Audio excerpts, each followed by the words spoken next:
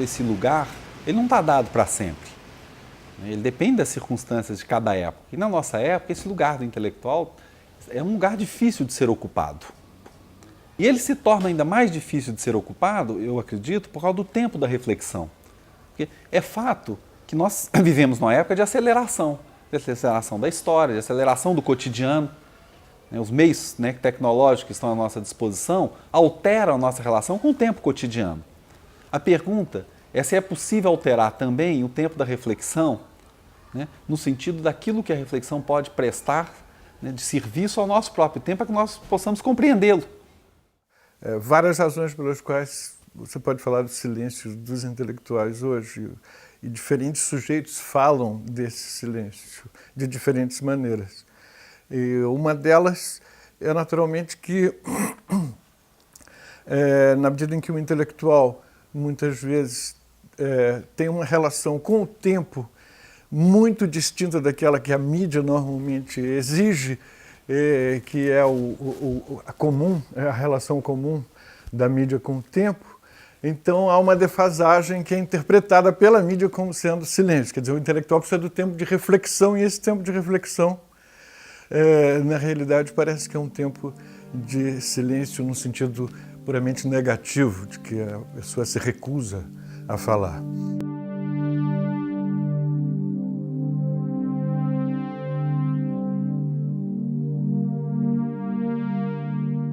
Aqueles intelectuais, que querem evitar a precipitação, que é um valor da razão, fundamental, essa de você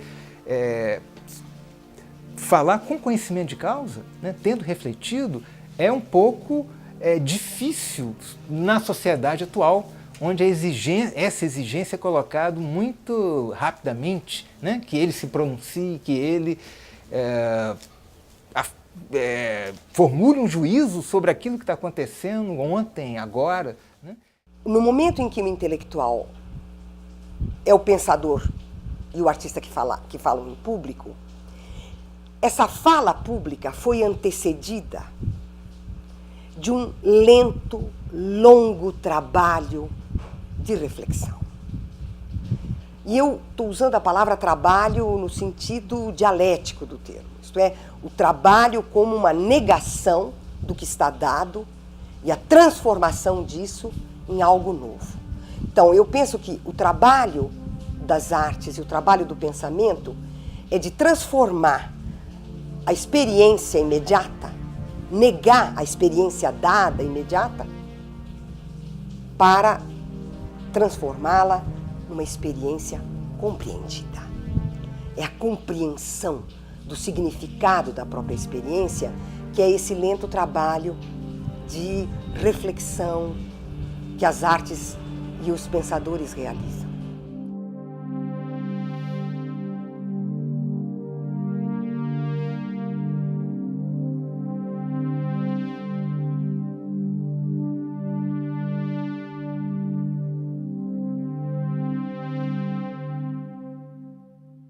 Il faut voir aussi que chaque intellectuel a le temps qu'il peut consacrer à l'analyse de l'espace public. Le droit au silence, je dirais provisoire ou temporaire, existe évidemment. Mais il est très important que ce silence ne soit pas un confort, ne soit pas une démission. Parfois, il y a des choses simples à dire dans l'espace public. Il y a des choses évidentes, des injustices criantes, des aveuglements manifestes. Você sabe que numa sessão psicanalítica, uma das coisas mais difíceis de se suportar é o silêncio, né? Você já fez psicanálise, né? Você deve ter sentido isso, né? O silêncio é maior ou menor conforme a escola a que pertence o analista. Eu fui psicanalizado por um psicanalista freudiano, que praticamente não falava nada, né? Dizia 2 ou 3 palavras no fim, etc. E é uma das coisas mais difíceis de suportar. Então o silêncio do analista era uma coisa terrível. Eu acho que existe um pouco isso, né? Existe um pouco e ao mesmo tempo há uma relação talvez com o silêncio, que é a sociedade, né? Pode ser vista um pouco nesse sentido.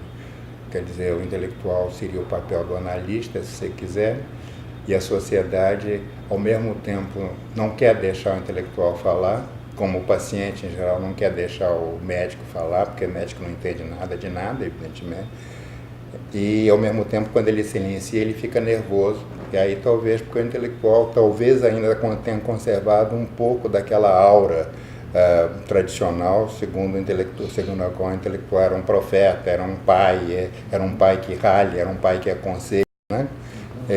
Talvez ele tenha obscuramente a sociedade de massas, quando critica o silêncio intelectual, está tendo uma atitude parecida com o que o analista tem diante dessa figura paterna, que é o analista que silencia.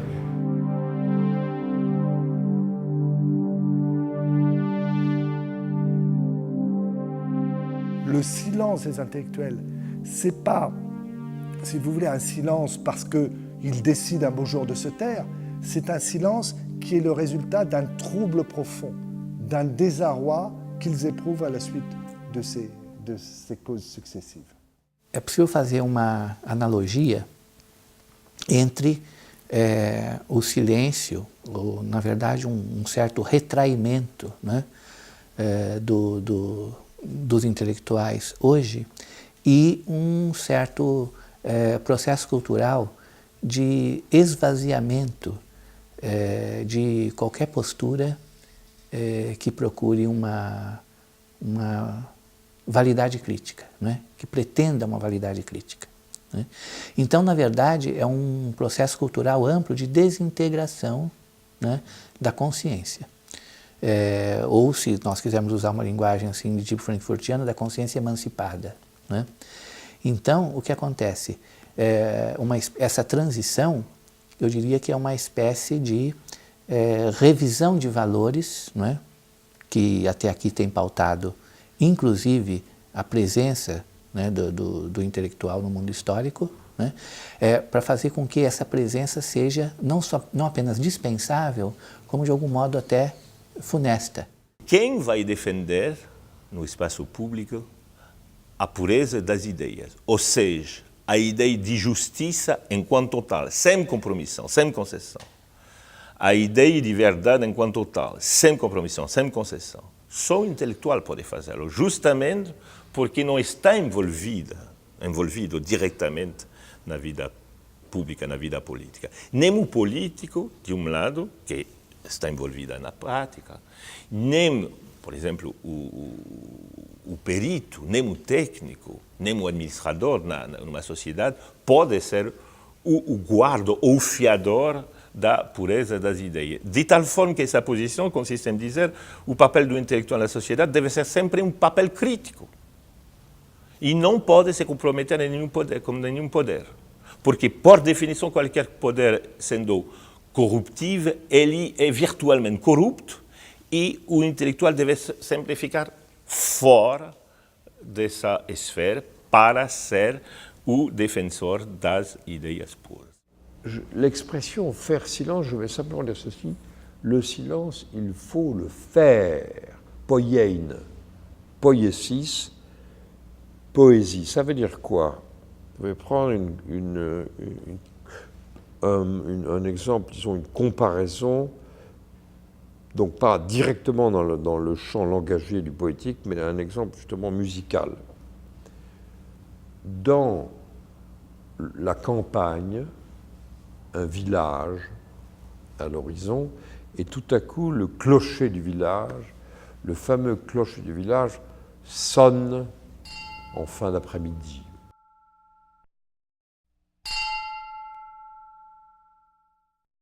L'espacement régulier du son de la cloche fait le silence. S'il n'y avait pas la sonnerie qui égrène lentement les coups, ding, dong, avec un certain type d'intervalle, je n'entendrais pas le silence. Je dirais donc, la sonnerie des cloches fait le silence.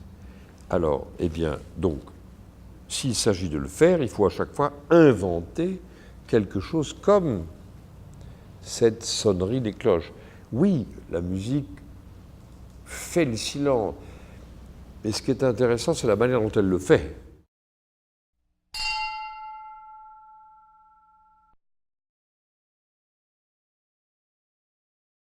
Talvez seja um período de enorme silêncio para aprender, para mergulhar profundamente nesse mundo novo que é produzido a cada instante, né?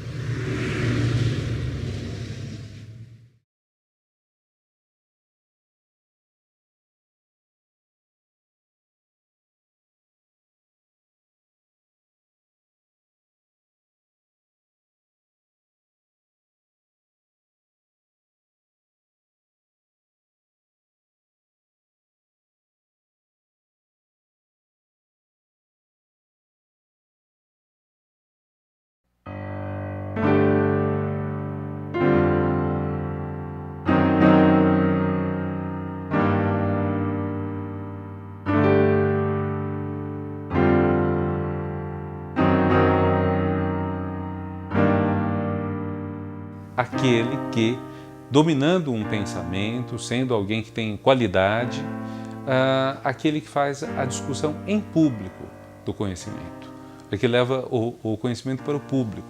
E nesse sentido, a diferença se ele parte das ciências exatas ou das ciências humanas se torna pouco importante. Nós podemos ter cientistas humanos que não são absolutamente intelectuais e fazem um trabalho de ciência, um trabalho bom, um trabalho correto, de qualidade, mas que não discute o que é isso na praça pública, o que isso vai ser na ágora, o que isso vai ser para a sociedade. E nós podemos ter cientistas que lidam com a pesquisa mais de laboratório possível e que, no entanto, num certo momento vão discutir isso em público. Talvez o grande nome nesse campo, ou os grandes nomes, tenham sido Oppenheimer e Einstein.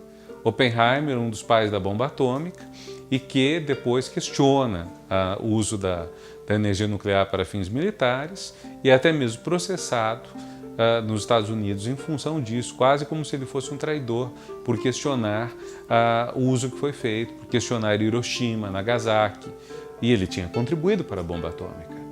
Mas a questão decisiva é, terminada a guerra, nós temos dois grandes cientistas que colocam isso em questão.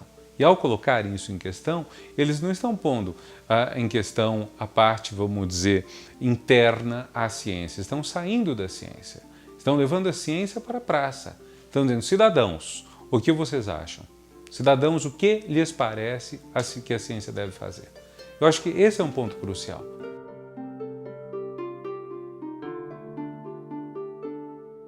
Podemos ver que são três as condições para que haja um intelectual numa sociedade dada. Em primeiro lugar, são necessários um certo tipo de sujeito, ou seja, pessoas inteiramente dedicadas ao campo das ideias, ou melhor, de criação ou de mediação das ideias. Essa é a primeira condição. A segunda condição seria justamente a consciência do universal. E a terceira condição seria a existência de um espaço público em que essas ideias podem se exprimir de uma maneira universalizável. Então, o intelectual se define, por um lado, pelo fato do seu espaço de atuação ser uma sociedade democrática, moderna, ou pelo menos uma sociedade em que os valores democráticos são valorizados. Em segundo lugar, ele sai na arena pública em defesa de causas universalistas, utilizando posições e uma argumentação e um discurso universalista. Ele fala em nome do direito do homem. Zola, quando foi defender Dreyfus, ele não estava dizendo que era uma vergonha para a França, ele estava dizendo que era uma humilhação para a humanidade.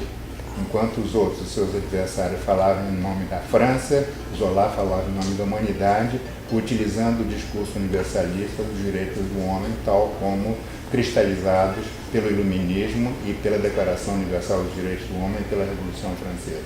Então eu diria que são duas características fundamentais do intelectual.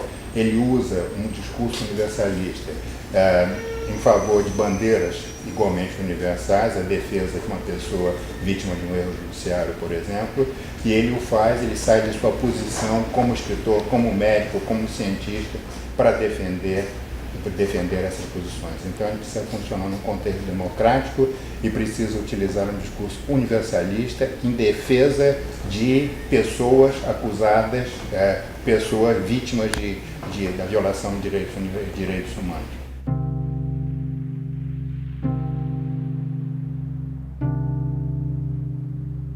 Nesse período clássico da história de Atenas, justamente havia pela primeira vez um certo tipo de sujeito inteiramente dedicado às ideias,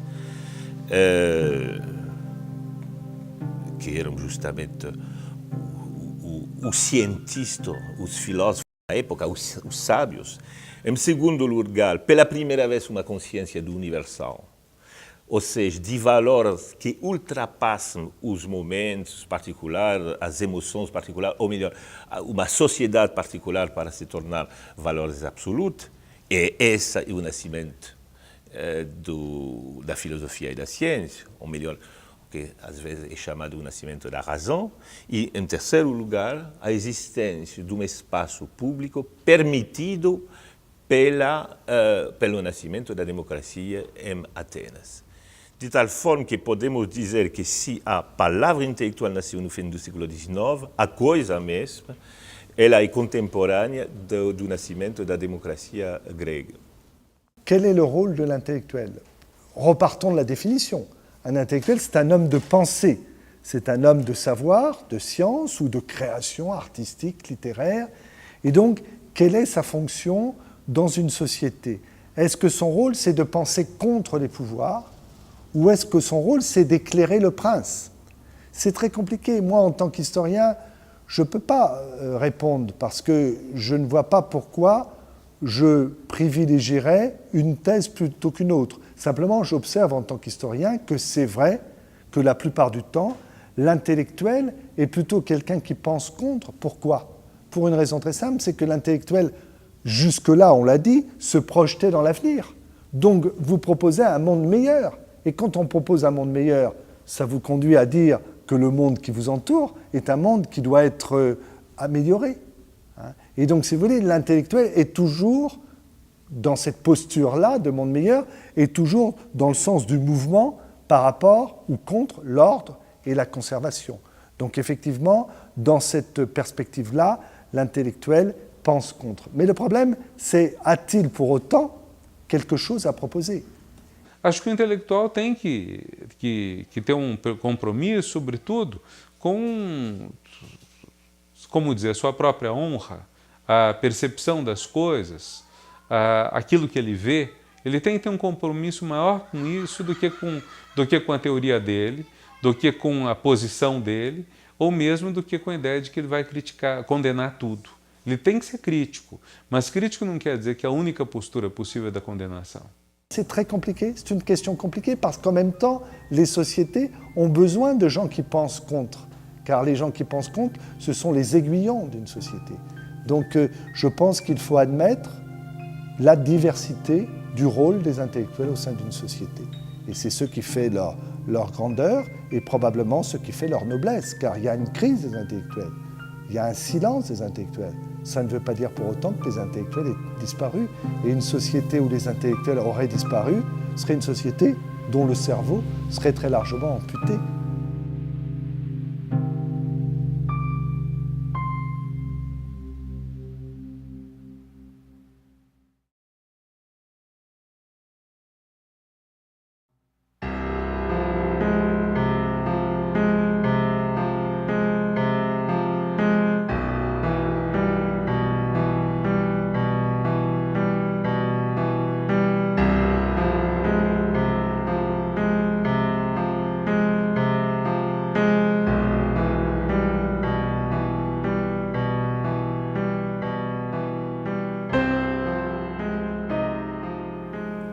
Hoje em dia, o que acontece?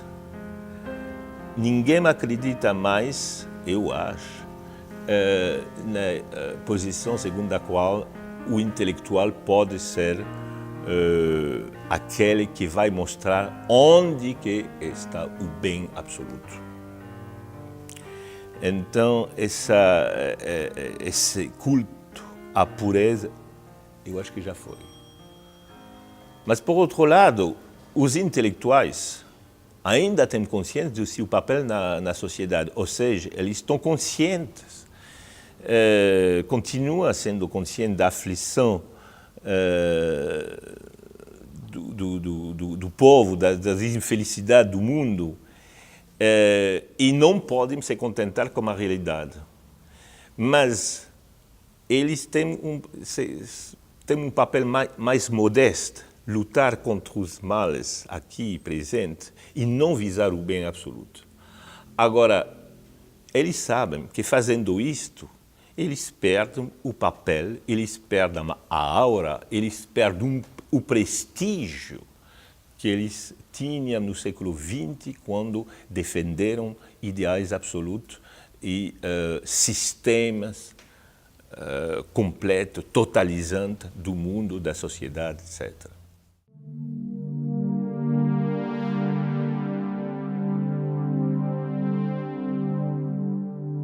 Les intellectuels révolutionnaires, eux, proposaient le progrès, le bonheur à travers la rupture révolutionnaire. C'est-à-dire que les deux camps en présence vous proposaient des lignes d'horizon porteuses d'avenir. Et de fait, il s'est passé un certain nombre de chocs idéologiques qui ont fait que le progrès n'est plus forcément, ou que la révolution n'est plus forcément porteuse de progrès. Et ça, c'est considérable, si vous voulez. C'est une mutation culturelle et idéologique considérable. Elle est liée à plusieurs facteurs. On peut en énumérer 2 ou 3. Le premier facteur, c'est que ces intellectuels engagés, ils étaient portés par de grandes idéologies globalisantes qui donnaient des explications globales du monde et qui vous donnaient donc des certitudes. Donc vous aviez des certitudes, vous transmettiez des certitudes, vous proposiez des certitudes. Avec l'écroulement de ces grandes idéologies, on est arrivé, si vous voulez, à un intellectuel qui n'est ni porteur de certitudes, ni même porteur d'utopie, puisque les utopies, qui sont une autre forme de proposition de l'intellectuel, sont apparues souvent comme des utopies meurtrières. On reviendra tout à l'heure sur le fait que c'est notamment la guerre du Vietnam qui a entraîné une crise de ces utopies. Mais donc, à partir de là, l'intellectuel n'est plus quelqu'un qui vous propose demain, n'est plus quelqu'un qui vous donne un passeport pour demain. Et donc, qu'est-ce qui lui reste du coup à l'intellectuel? Il lui reste soit le passé, soit le présent. Et donc, à partir de là, vous avez un intellectuel qui est soit porteur de mémoire, qui restitue à travers son travail d'historien ou son travail d'anthropologue le passé, mais dans ce cas-là, ça n'est plus un intellectuel messianique, c'est un intellectuel qui est dans le cadre de l'exercice de son activité professionnelle, soit, et c'est ce qu'on a vu se substituer à Sartre, vous avez l'intellectuel inséré dans les luttes d'aujourd'hui, témoin.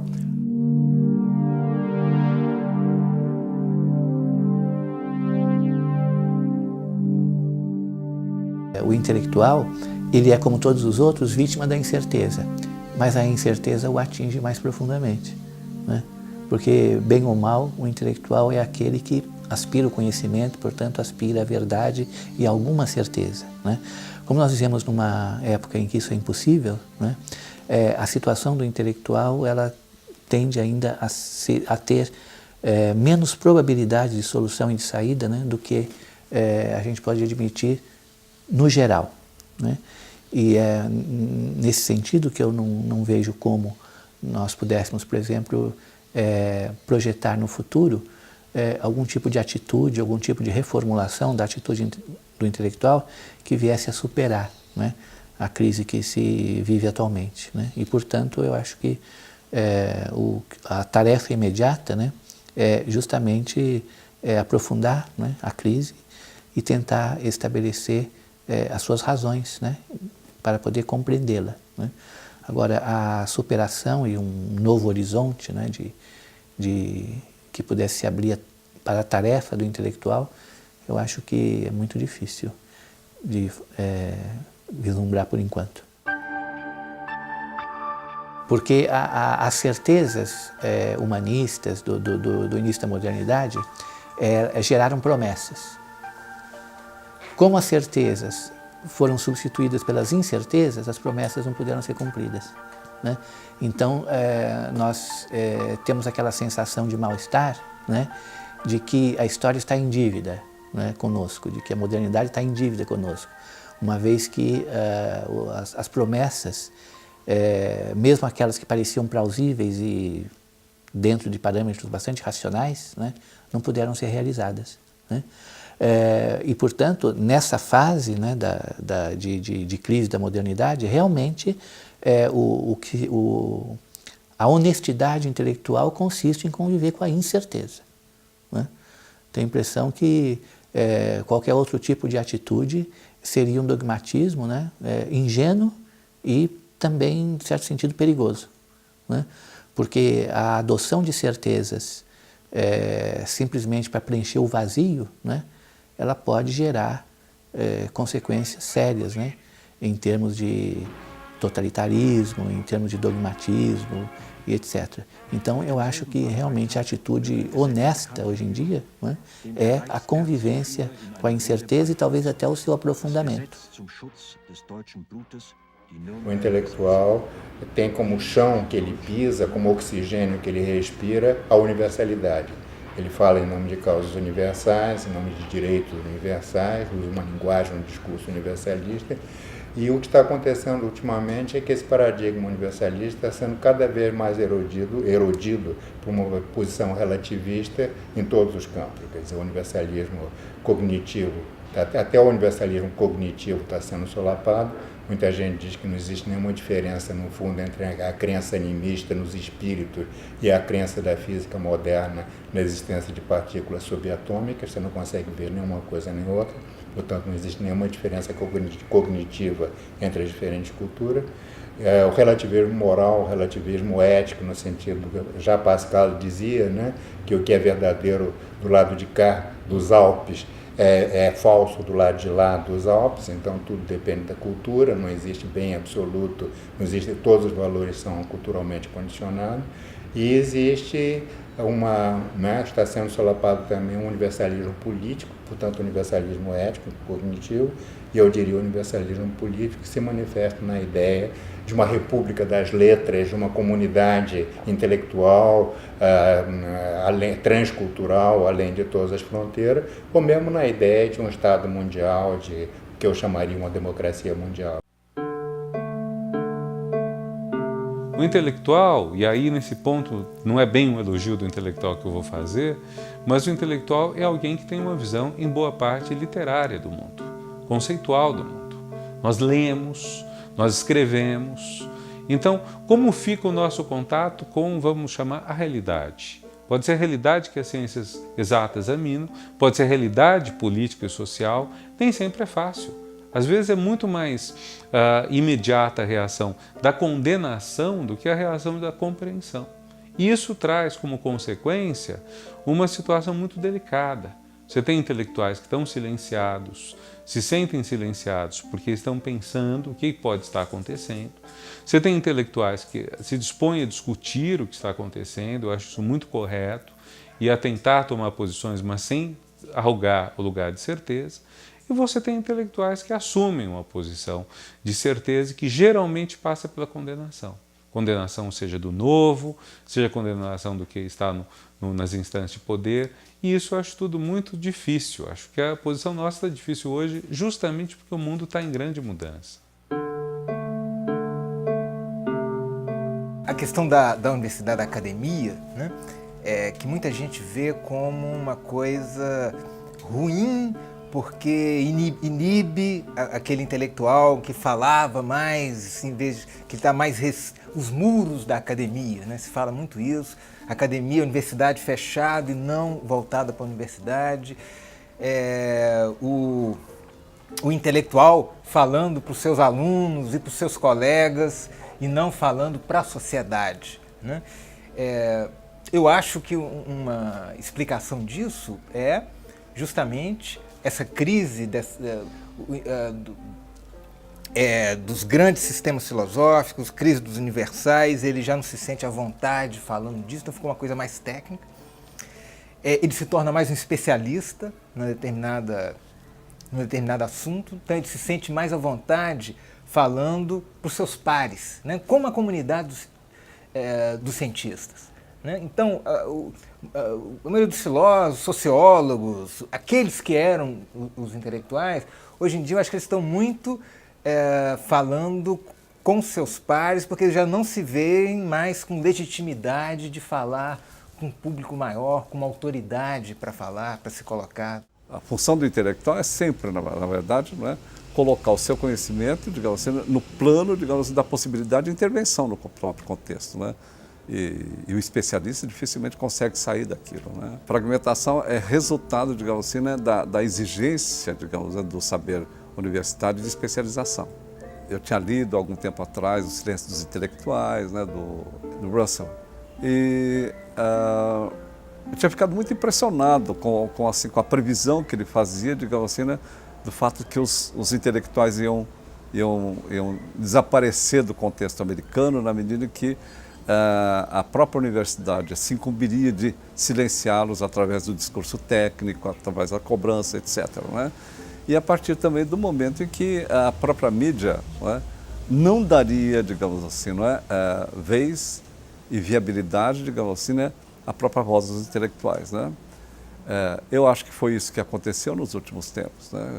Isso que aconteceu, isto é, o grosso, digamos, da camada pensante da Universidade Americana praticamente se rende, né, às exigências formais, digamos assim, né, da própria universidade, né?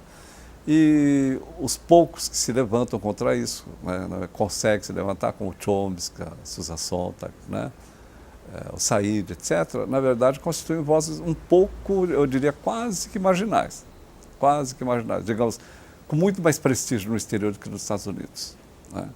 Então, eu acho que ficaria, de alguma forma, contemplada essa questão do silêncio dos intelectuais se eu penso exatamente, né, que a palavra aí ela não está funcionando para dar, digamos assim, né, subsídio para a transformação, mas ao contrário, né, para estabilidade nesse sentido.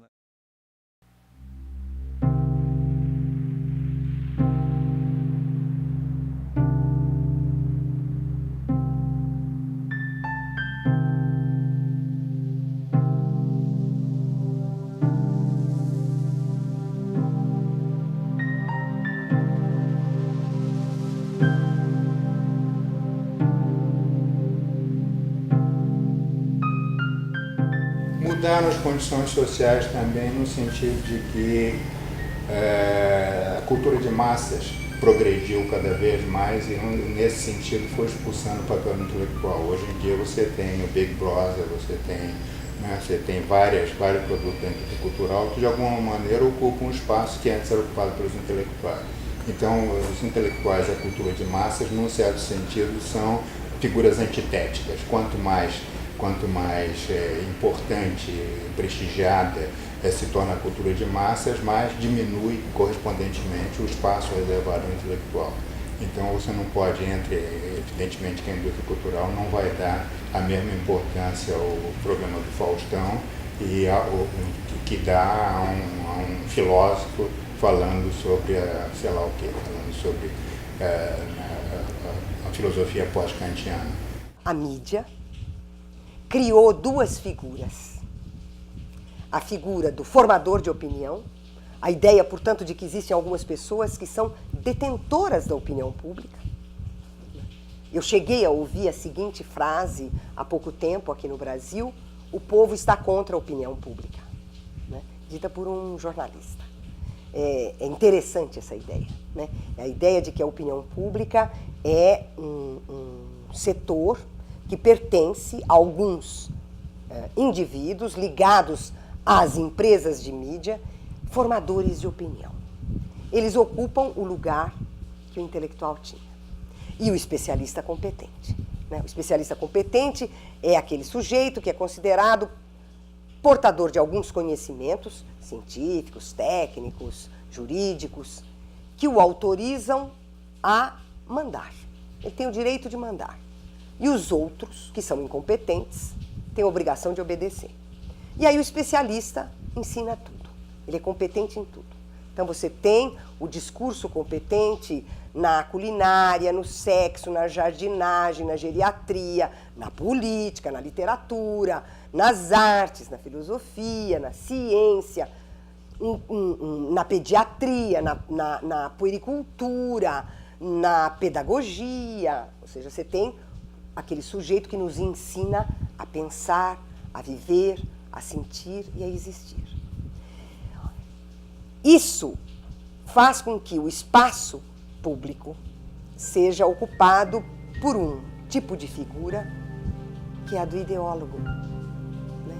Então, na verdade, o intelectual é silenciado pelos ideólogos, que são os formadores de opinião e os especialistas competentes, né? Os ideólogos ocuparam o espaço público e também silenciaram os intelectuais, né? Então, eu diria que não são poucas as causas para o silêncio. Eu penso também, sabe, que nós enfrentamos, como intelectuais,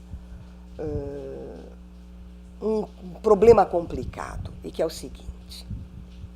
Quando eu disse que eu considero que o intelectual é uma figura política, né, não no sentido partidário, nem no sentido institucional, mas no sentido da polis, como espaço público, eu fui levada a pensar que se o intelectual se opõe ao ideólogo, é porque o intelectual está engajado numa causa, né? Na causa da emancipação, na causa da liberdade, na causa da justiça, né? Na ampliação da cidadania, enfim, em valores que são negados pela ordem vigente. O ciclo neoliberal produziu o antipensamento. Ao produzir o antipensamento, junto com os outros fatores, o intelectual é desqualificado no Brasil. Apesar de que o fundamento do pensamento neoliberal no Brasil não existe. Quer dizer, o pensamento neoliberal no Brasil é zero, como em quase toda parte, salvo a grande exceção do próprio fundador do neoliberalismo, o economista austríaco Hayek, que de fato se propôs a um desafio formidável, que era desmontar o keynesianismo. O pensamento dele não é banal, mas os seus herdeiros ou os seus seguidores são extremamente banais. E esse ciclo neoliberal desqualificou o pensamento como o lugar do pensamento na interpretação da sociedade, na ajuda à decifração das sociedades, porque o pensamento único, como ele próprio se diz, não cria alternativas de pensamento. Quer dizer, ultimamente no Brasil, acho que são razões que convergem. Numa conjuntura, um aspecto ganha mais relevância, noutra, mas o fundo histórico é a anulação do papel do intelectual na interlocução com a política. Peut-être même que par rapport à l'expression fameuse « le silence des intellectuels », je serais porté, moi, à dire on le fait, le silence des intellectuels. On le fait. C'est-à-dire que dans ce qu'on appelle en général les médias, les conditions pour être entendues sont devenues très contraignantes et c'est les conditions qui raréfient l'intellectuel. Imaginons une télévision, une grande télévision, comme on dit, prime time, le prime time, etc., ne va pas demander à un intellectuel, bien entendu, quand je dis un, ça veut toujours dire une, il faut le dire aujourd'hui. Alors, je dis un intellectuel, c'est évidemment homme-femme, selon l'occasion. Bon. On ne va pas demander à une personne qui ne soit pas déjà en quelque façon connue, c'est-à-dire audible, de venir parler pour être écouté et entendu. On va dire, ah oui, mais la personne ne la connaît, donc on ne la connaîtra pas ou on ne l'écoutera pas. On va faire venir quelqu'un qui, même s'il n'a pas, disons, la compétence ou le talent requis pour l'occasion, est connu déjà ou d'avant. Se ele quiser competir com o popstar, quer dizer, com esses que são os grandes ícones, né, desse tempo partido, ele vai perder. Ele não tem as ferramentas e até se tiver, é mau sinal. Porque é um rebaixamento, mas não no sentido, enfim, do indivíduo, mas simplesmente porque para ser popstar, né, são necessárias características que não fazem parte daquelas necessárias a um intelectual. Olha, quantos exemplos nós não temos de pessoas que não sabem dançar, não sabem falar, não sabem falar coisa alguma e que são uma imagem poderosa. Você acha que o nosso tempo é um tempo em que a imagem, né, tem uma força, tem uma pregnância no nosso cotidiano que não pode ser desprezada. Por que nós podemos imaginar que um intelectual que precisa, ao contrário, de conteúdo, que só será relevante na medida em que ele tiver coisas para dizer, ele vai poder competir, né, ou imaginar que esse lugar é o dele? Esse lugar não é o dele. O que implica uma certa modéstia mesmo diante da sua capacidade de atuação. Um intelectual com impactos de Sartre, por exemplo, dificilmente, né, poderá existir, eu acho que num mundo como o nosso, né, em que são, né, na linguagem, né, são várias tribos, né, convivendo, são várias linguagens convivendo. Dificilmente esse intelectual capaz de dar conta, né, da totalidade como ator da cena pública vai existir. O que não quer dizer que o intelectual não possa pensar sobre a totalidade dessa cena, pensar sobre as consequências da época da dominação da imagem, né, da importância das mídias. Esse é um novo objeto que se apresenta e aí sim cabe refletir sobre ele. Agora, o fato de refletir sobre ele não te transforma imediatamente num ator de primeira linha numa sociedade das imagens. E ele vai perder, ou vai se ridicularizar ao fazer o que não sabe. Então, acho que também cabe um novo papel para que seja conservado, a meu ver, né, justamente esse lugar específico da reflexão na sociedade. Se ele se perder nos meios, ele perderá também a sua finalidade. Et de toute façon, par ailleurs, je crois qu'il n'est pas sain pour l'intellectuel d'être totalement coupé de ce qui se passe dans l'espace public. Même la médiocrité, parfois, de l'espace public et de l'échange public des opinions est très intéressante pour lui. C'est une matière formidable à analyser et il ne peut pas se permettre d'être intégralement sur une autre scène que celle de l'espace public. Mais c'est un point de vue que tout le monde ne partage pas. Acho que a gente podia também dizer que o intelectual é quem transforma a ciência em cultura. E eu acho que esse é um dos desafios grandes do nosso tempo. A ciência avançou muito. E do que a ciência avançou, tanto nas exatas e biológicas quanto nas humanas, pouco chegou à sociedade. Pouco chegou à consciência social.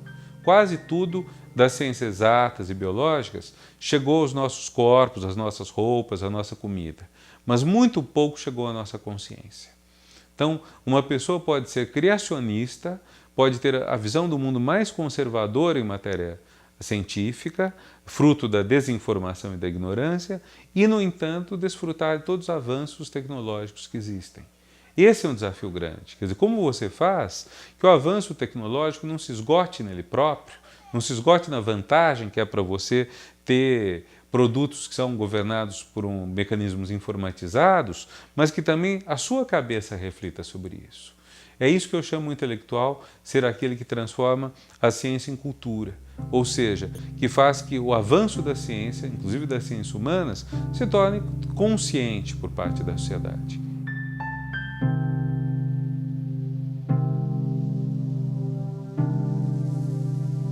Como cidadão, claro que nós reagimos à cena contemporânea. É claro que cada um de nós, diante das muitas crises que configuram a nossa história política, é claro que nós reagimos. Mas quando nós vamos ler alguém ou vamos escutar alguém, eu quero escutar alguém além dessa opinião que eu posso ter no meu dia a dia. Eu quero que alguma coisa tenha se depositado e permitido pensar, e não simplesmente uma relação que é normal quando nós estamos na cena pública, mas que todos nós podemos e devemos fazer. Agora, eu espero do intelectual, cada um espera do intelectual, que ele seja capaz de dizer um pouco mais, que ele seja capaz de sedimentar aquilo que nós vivemos, né, para que essa vivência sedimentada possa ser pensamento.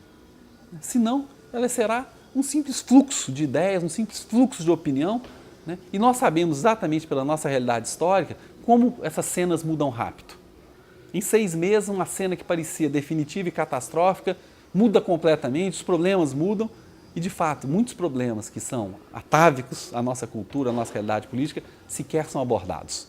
Nós ficamos com a superfície do acontecimento e perdemos isso que é mais difícil, trazer o acontecimento, né, para o fundo dele mesmo, para aquilo que de fato ele significa, para aquilo que ele espelha. E essa é a tarefa do intelectual, é ter paciência.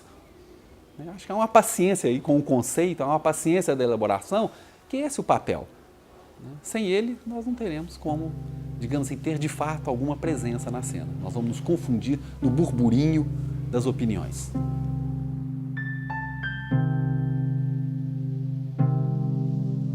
O projeto para o mundo que, digamos, dê conta da maior parte dos problemas sociais do mundo, hoje está inviável. Nós pensamos de maneira mais segmentada.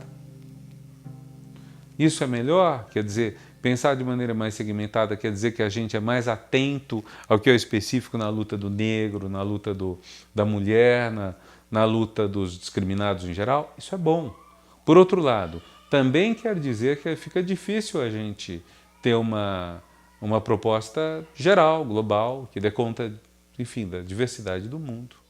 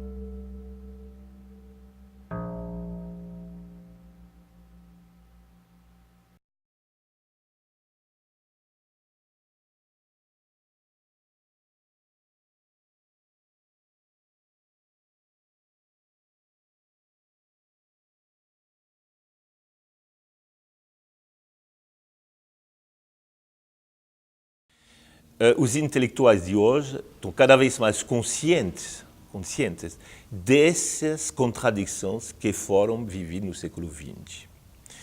E para entendê-las, eu acho que tem que remontar ao nascimento dos intelectuais.